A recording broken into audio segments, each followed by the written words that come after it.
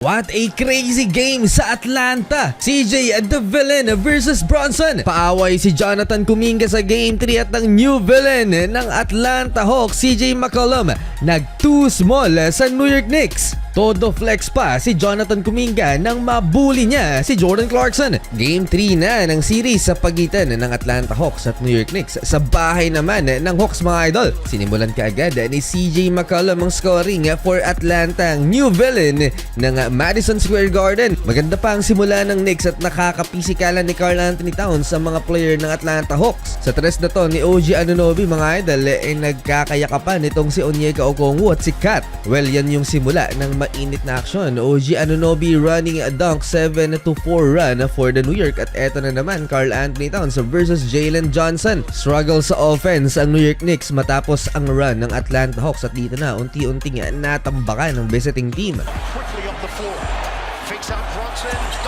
Walang ka-pressure kay CJ McCollum, kontrolado niya ang kanyang laro. Nagpatuloy ang offense ng Atlanta Hawks at umabot na nga ng double figures ang hinahabol ng Knicks. Si Jonathan Kuminga ang dahilan na kung bakit natambakan ng isang dosena ng Atlanta Hawks ang New York Knicks. Nag-adjust si Coach Mike Brown at ipinasok si Jordan Clarkson dahil kailangan ng New York Knicks ang offense. Pero wala pa rin gaanong maitulong ang bench. Etong si Jalen Bronson at OG Anunoby lamang ang nagtala ng punto sa first half para dito sa visiting team. 21 combined points, 11 kay JB. Nagka-trash-talkan pa at napaaway si Jonathan Kuminga kay Mitchell Robinson. Nagpakawala ng back-to-back triples, mga idol, si Jonathan Kuminga sa pagtatapos ng first quarter. Ito ang kailangan pa ng Atlanta Hawks, ang bench production, at naibigay yan ni Jonathan Kuminga. Grabe yung ingay sa arena nang maipasok ni JK ang kanyang second triple of the game. 3 seconds left. Kuminga. Perfect, 4 out of 4 to start the game for Jonathan Kuminga off the bench, playing 5 minutes, 33-21. Mo Gay started the second quarter with a tip dunk. Kat with the answer, baseline 100 throwdown naman. Nabigyan ng green light si Jordan Clarkson, mga idol. Great patience by JC and one basket. Yun nga lang, hindi na ipasok ang bonus free throw. CJ McCollum may double figure scoring na din. Bad foul by Jose Alvarado, 3 free throws for CJ. May impact din sa offense, mga idol, ng New York Knicks itong si Jose Alvarado. Na-energize niya ang Knicks bench. Fast break and one versus Nickel Alexander Walker, sabay sigaw sa player ng Atlanta. Dami ring naimintes na tira ni Jordan Clarkson, 1 out of 4 sa first 2 quarters si JC. 5-minute mark, still a double figure lead for Atlanta Hawks. Onyeka Okongwu, putback slam.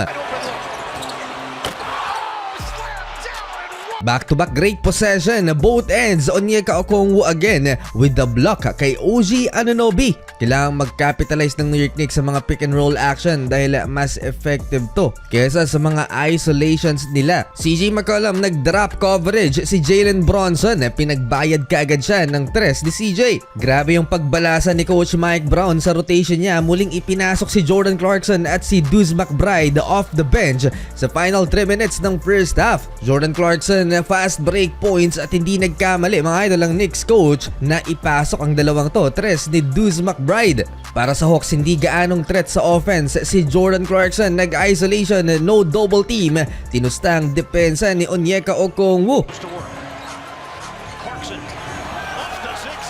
Single digit na lamang ang lamang, mga idol, ng Atlanta Hawks. Good sign for New York. 60 seconds before halftime, Deuce McBride from long distance, 58-50. Mula 18 points na lamang ng Atlanta Hawks, nakat yan into 8.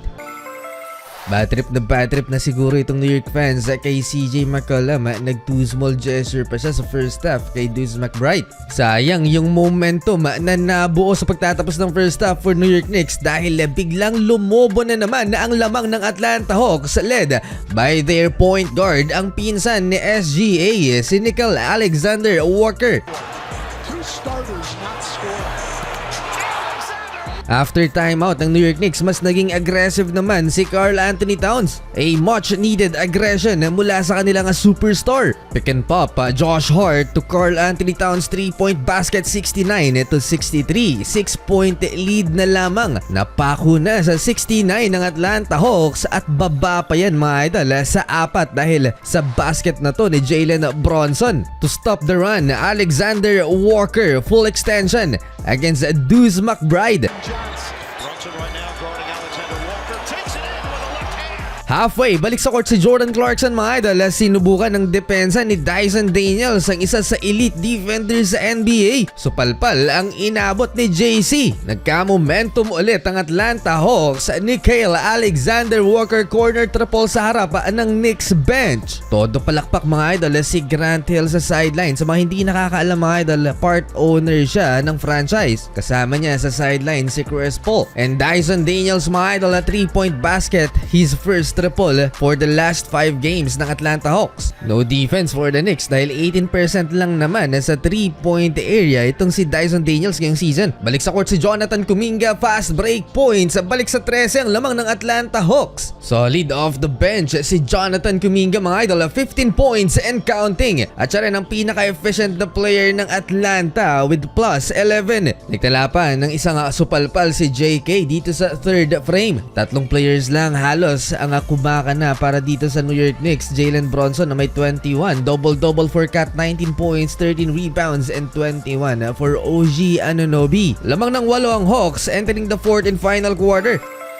Pivotal pa naman din ang Game 3 dahil kung sino ang mananalo sa game na to, sila ang may malaking chance na makalusot sa second round. That's about 74% to win the series. Fourth quarter, balik si Jordan Clarkson. Nice feed by Mikal Bridges, easy 2-pointer for JC. Pero kontra kay Jonathan Kuminga, binubuli lang si Kabayan. Transition offense ng Atlanta Hawks, sumabay pa ang 3 kay JK. Happy itong si Jonathan Kuminga na hindi na siya naglalaro para sa Golden State. Missed it on a 3-ball.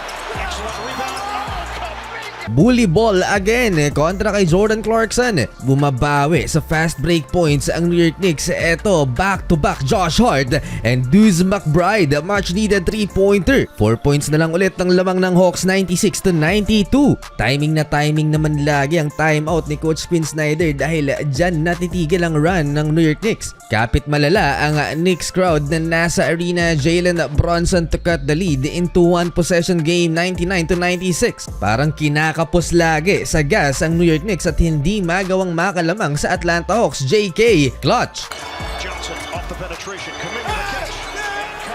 Masyadong nagre-rely sa mga isolation plays ang New York Knicks. Idol Karl Anthony Towns ipinilit ang pag-drive supalpal ng 2 player ng Hawks. Na-recover pa ni OG Anunoby to beat the shot clock, 3-point basket. And CJ McCollum, clutch basket again dito sa Game 3, 103-99. OG Anunoby mga idol, much needed 3-pointer, 1-point game again. Di pa tapos ang laban, pumapalag ang New York Knicks. Eto, Deuce McBride, nakakarami na to tie the game at 105. The drive, Anunoby. Kick, McBride. And Jalen Bronson finally for the lead, 108-105 and 1 basket for JB. First lead of the game ng Knicks since first quarter. Atlanta Hawks not giving up mga idol dito sa final 1 minute. Jalen Johnson not successful yung first attempt pero na-recover ang bola, 108-107. 2 chances for the New York Knicks to seal the win pero parehong mintes mga idol si Josh Hart at si Jalen Bronson. May pag-asa pa ang Atlanta Hawks last 16 seconds to win the game. And once again, CJ McCollum the villain, clutch basket for the lead. And final possession ng New York Knicks, basang-basa na ng Atlanta Hawks na kay Jalen Bronson papunta ang bola. Na-lockdown siya sa huli, panalo ang Atlanta Hawks.